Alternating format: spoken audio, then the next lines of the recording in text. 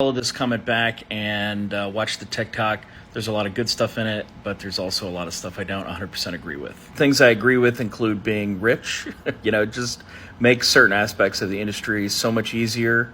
But there's also some pitfalls to being rich. It can be harder to build connections because you're not apprenticing yourself to someone else.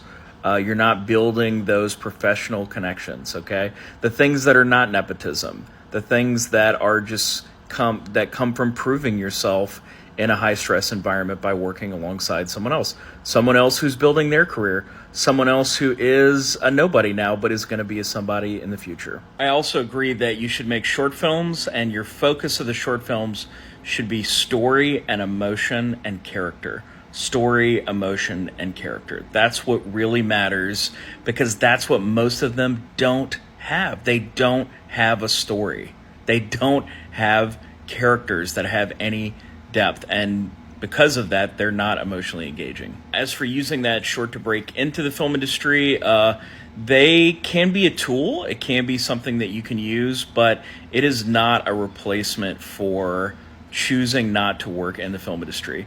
Choosing to work in the film industry in some capacity, it's a fairly big industry, and there are many ways to do that. You can work in post, you can work on set, you can be someone's personal assistant, you can be their professional assistant, you can come up on set, you can come up in the studio system, in the agency world, in the sales world.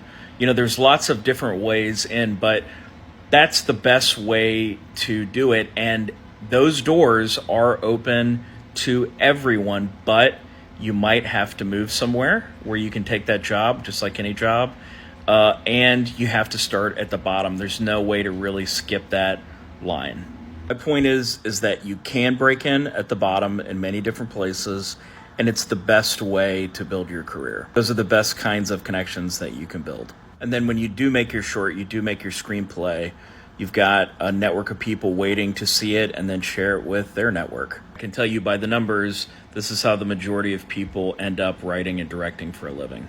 If you're trying to get work right now, just follow me. I talk about different paths and ways to get tips on how to break in all the time. But I promise you can do it. And the attitude or the kickback that you're getting from people, or just the stonewalling where they're not even talking to you, that's normal. Everybody goes through that. We also know that the people you want to be in the trenches with on a movie are the people that don't accept that no for an answer. They find a way to get in anyway. So just keep pushing until you find that entry-level spot. It's worth it.